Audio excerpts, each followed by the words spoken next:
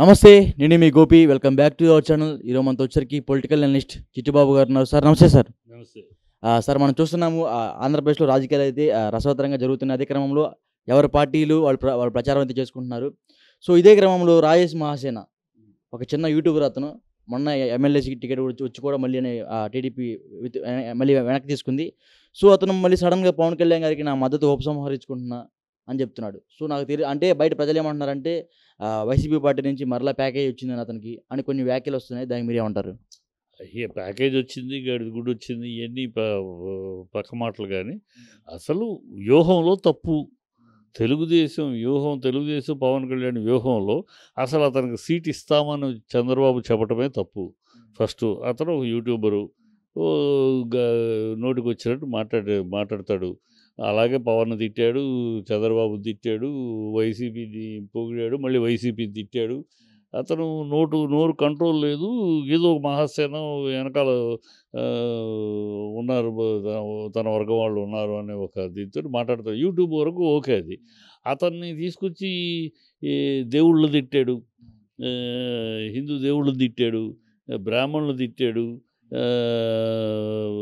Dubai మీరు బ్రాహ్మణ అమ్మాయిని పెళ్లి చేసుకుని దుబాయ్లో మీకు నేను ఇలాంటివి అసహ్యపు మాటలు, అనవసరపు మాటలు ఎక్కువ మాట్లాడతాడు అతను. అలాంటి వాడికి చంద్రబాబు ఎట్లా సీట్ అని అనౌన్స్ చేశాడు? ఫస్ట్ అతను సీట్ అనౌన్స్ చేయటం ఒక తప్పు. ఆ సీటు అనౌన్స్ చేసినాక అతని కంట్రోల్లో పెట్టి నడిపించుకొని కాకుండా పవన్ కళ్యాణ్ అతని వ్యతిరేకం చెప్పడం, అబ్జెక్షన్ చెప్పడం, అతను మీటింగ్లో రావడానికి లేదంటాం, అతని వేదిక మీదకి వస్తే నేను ఒప్పుకొని అంటాం, ఇవన్నీ కూడా రాజకీయ వ్యూహంలో తప్పిదారు. ఆ తప్పిదాలు ఇప్పుడు అతను రాజేష్ క్యారెక్టర్ అది. పవన్ కళ్యాణ్ గారు ఎక్కడ చెప్పలేదు కదా రాజేష్ వద్దు, రాజేష్ ఆ స్టేజ్ మీద కనపడొద్దని. చెప్తున్నాడు ఓపెన్గా నా కాన్స్టిట్యున్సీలోనే నన్ను రానివ్వలేదు, అతను రావడానికి లేదని చెప్పాడు అని అతను ఓపెన్గా చెప్తున్నాడు కదా. అదే రాజేష్ మీద రాజమండ్రిలో అతని మీద దాడి జరిగినప్పుడు పవన్ కళ్యాణ్ గారు మద్దతు ఇచ్చి ఫోన్ చేసి పరామర్శించడం జరిగింది. సో అలాంటప్పుడు బాగున్నప్పుడు మరి ఇప్పుడు ఎందుకు బాగలేదంటారు వాళ్ళిద్దరి మధ్య? అదే ఎలక్షన్, అక్కడ సీట్ అతనికి ఇవ్వటం ఇష్టం లేదు పవన్ కళ్యాణ్కి. అంటే అప్పటికి ఎందుకంటే అతనికి సీట్ అనౌన్స్ చేయగానే బీభత్సమైన కమెంట్స్ వచ్చినాయి బయట. ఎలా ఇస్తాడు చంద్రబాబు, హిందూ దేవుళ్ళు విమర్శించారు, బీజేపీతో పొత్తు పెట్టుకున్న ఒక హిందూ దేవుళ్ళు విమర్శించేవాడిని పక్కన పెట్టుకుంటే ఎట్లా? అందుకని వ్యతిరేకించాడు పవన్ కళ్యాణ్ వ్యతిరేకంలో రీజన్ ఉంది. ఇతనికి వ్యూహంగా ఫస్ట్ అతనికి సీట్ అనౌన్స్ చేయటమే తప్పు. లోపాయికారిగా సపోర్ట్ ఉంటే ఉన్నాయి కాక అతని సీట్ అనౌన్స్ చేయడం చంద్రబాబు ఏ ఉద్దేశంతో అనౌన్స్ చేశాడు? ఒక హిందూ దేవుళ్ళు అంతగా అవమానించి మాట్లాడిన అతన్ని, బ్రాహ్మణ కులాన్ని అవమానించి మాట్లాడిన అతన్ని నువ్వు క్యాండిడేట్కి ఎలా పెడతావు? అక్కడే తప్పు. ఆ తప్పు పవన్ కళ్యాణ్ అతను ఉండటం వల్ల నష్టం జరుగుతుంది. ఒక పక్క బీజేపీతో మనం జై శ్రీరామ్ అంటూ మరో పక్క దేవుళ్ళని హిందూ దేవుళ్ళని తిట్టేవాడిని పక్కన పెట్టుకుంటూ కుదరదు కనుక అతను వద్దు నాతోటి అని చెప్పాడు. తప్పేం లేదు, దాంట్లో తప్పని చెప్పక్కర్లా. ఇప్పుడు దీంట్లో ఇతను వెళ్తున్నాడంటే అతని ధోరణి అంతే. ఏదో పెద్ద విశేషమా మహాసేన రాజేష్ అలాగే మాట్లాడతాడు. మహాసేన రాజేష్ అలాగే ఒకప్పుడు చంద్రబాబు తిట్టాడు, ఇప్పుడు చంద్రబాబుని పొడుతున్నాడు, ఒకప్పుడు వైసీపీని పొగిడాడు, వైసీపీని తిడతాడు. అతనికి ఏదో ఆ జనాలు ఉన్నారు, వెనకాల జనాలు ఉన్నారు, పోగేసుకుని జనాలను పెట్టుకుని అట్లా తింటారు. జనాలు ఉన్నారంటారు మళ్ళీ.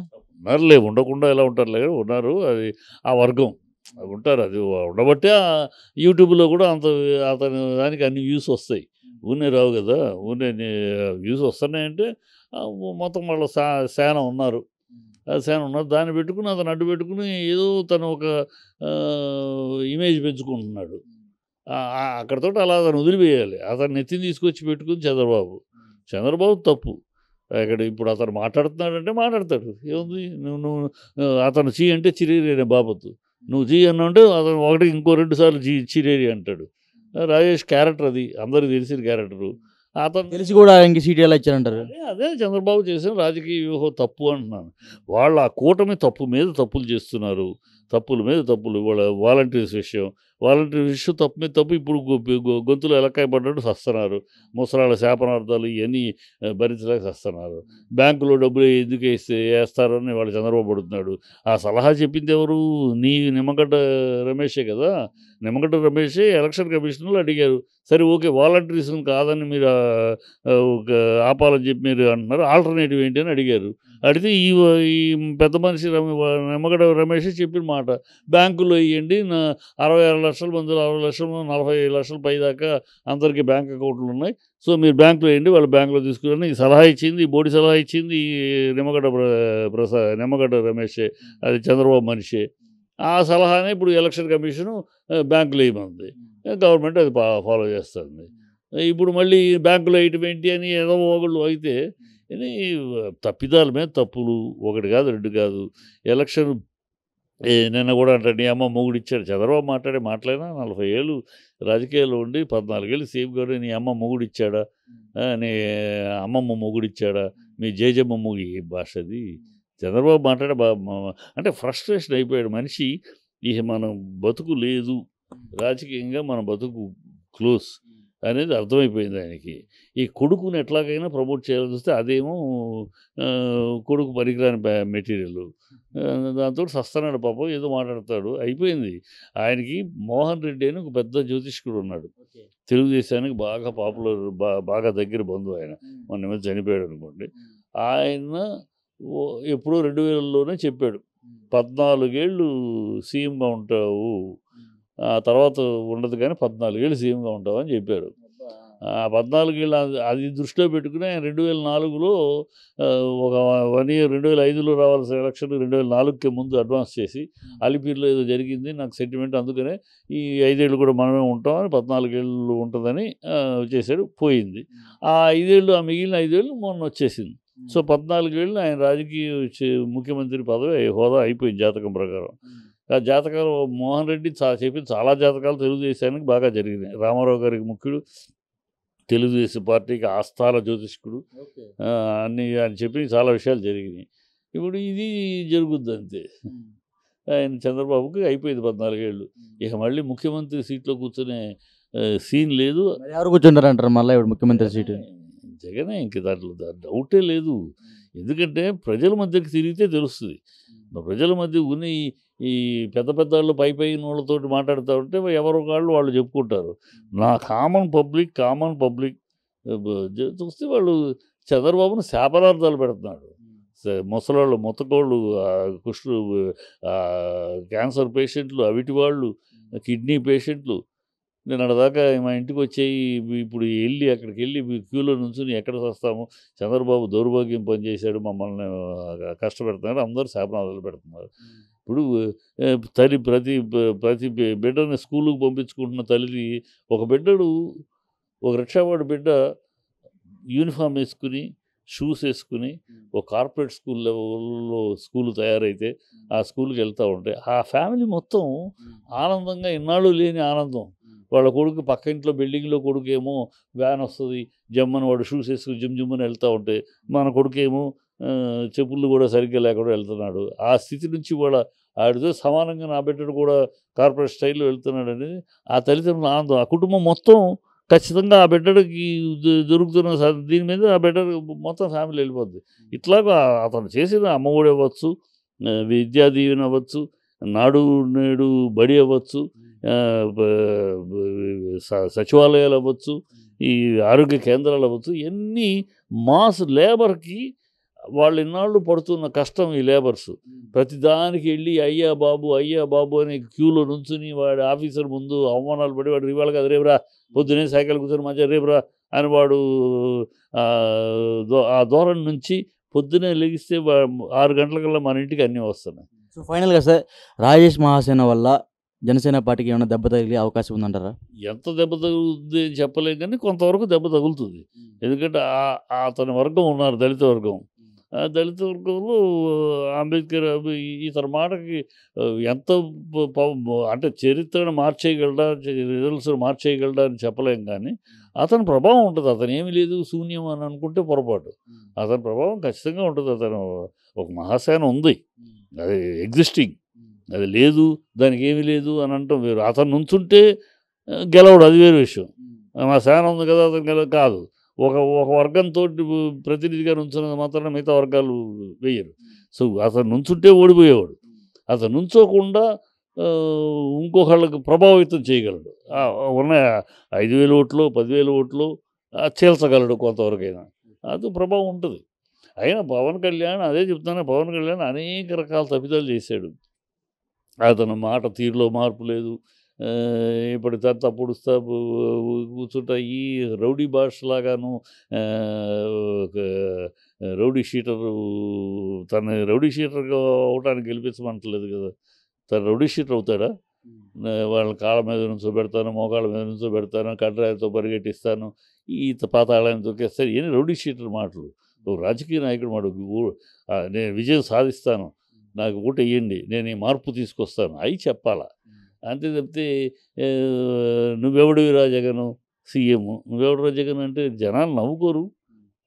సీఎం నువ్వెవడివి, నువ్వెవడివి అని అడుగుతారు కదా.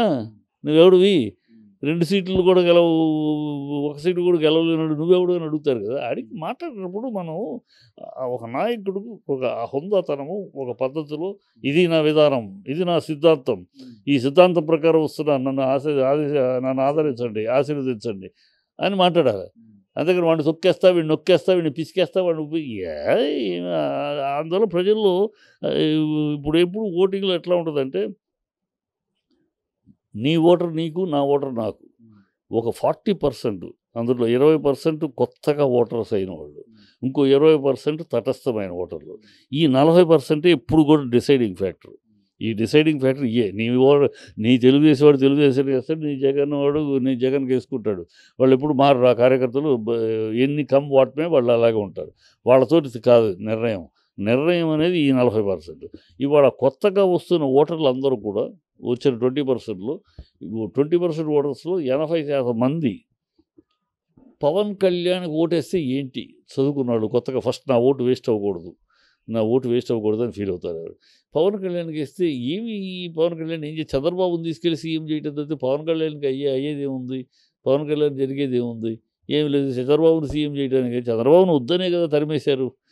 చంద్రబాబు అవినీతి భరించలేక, చంద్రబాబు అబద్ధాల ఆరబోతను భరించలేక, చంద్రబాబు దాచుడు భరించలేక, చంద్రబాబు వెన్నుపోటు వ్యవహారం భరించలేక, చంద్రబాబు యూటర్న్ దరిద్రాన్ని భరించలేక కదా వద్దురా బాబు అని దండం పెట్టి 23 సీట్లకు పంపించేశారు కదా. మళ్ళీ ఆ చంద్రబాబుని నువ్వు తిట్టిన చంద్రబాబు, ప్రజలందరూ యూత్ అంతా ఫుల్ కాషస్గా ఉన్నారు. ఆ చంద్రబాబు నువ్వే తిడితే అవినీతి ప్రభుత్వం అంటే యూత్ ఓటు మొత్తం ఇటే వెళ్తాయి అంటారు. 80% పవన్కు పడవు. ఎందుకంటే వాడు ఫస్ట్ ఓటు వేస్ట్ చేయడానికి ఒప్పుకోడు. ఎవడు నా వేస్ట్ అవ్వకూడదు. పవన్ కళ్యాణ్ సీఎం అవుతాడా, అప్పుడు వాడి మెటామార్ఫోసిస్ వేరు. ఓకే, మన పవన్ కళ్యాణ్ సీఎం అయ్యే అవకాశం ఉంది అని అనుకుంటాడు. నువ్వు ఓపెన్గా నేను సీఎం కాదు, చంద్రబాబుకి తోకగా ఉంటాను, మీరు ఆ చంద్రబాబుకి గంట కట్టండి అంటే అది హర్షించరు. నీకెందుకులే భయం, నువ్వు ఇంకో తటస్థమైన ఓటర్లు ఉంటారు. తటస్థమైన ఓటర్లు లాస్ట్ మినిట్ దాకా చెప్పరు. నా సర్వేలో కూడా తటస్థమైన లాస్ట్ మినిట్ దాకా చెప్పరు.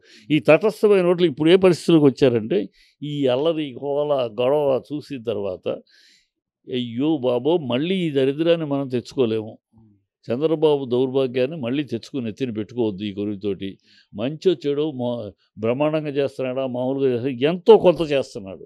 Something is better than nothing. ఏమీ చెయ్యని చంద్రబాబు ఈ అబద్ధాలు ఆరబోతే ఈ డొల్ల మనిషి, ఈ భ్రమలు కల్పించే ఈ మనిషి కన్నా ఏదో కొంత చేస్తున్నాడు. ఆరోగ్య విద్యా విధానం, వైద్య విధానం, పోర్టులు అన్ని కన్స్ట్రక్షన్స్ కానీ, పోర్టులు పెరగటం కానీ, 7 మెడికల్ కాలేజెస్ వర్కింగ్ జరగటం కానీ, సంథింగ్ ఈజ్ డూయింగ్ ఇట్. ఈ చంద్రబాబు అనేవాడు ఏమీ చేయలేదు. మొత్తం 600 ప్రామిస్ చేస్తే ఒక ప్రామిస్ నెరవేర్చలేదు. కనుక ఇతనే ఈ best. Something is better than nothing. మళ్ళీ ఆ కొరివితోటి, చంద్రబాబు అనే కొరివితోటి మనం గోకించుకోవద్దు బాబు, ఇతనికి వేసుకుందామని ఆ తటస్థమైన ఓటర్లు ఆ నిర్ణయానికి వచ్చి ఉన్నారు. Okay sir, thank you sir.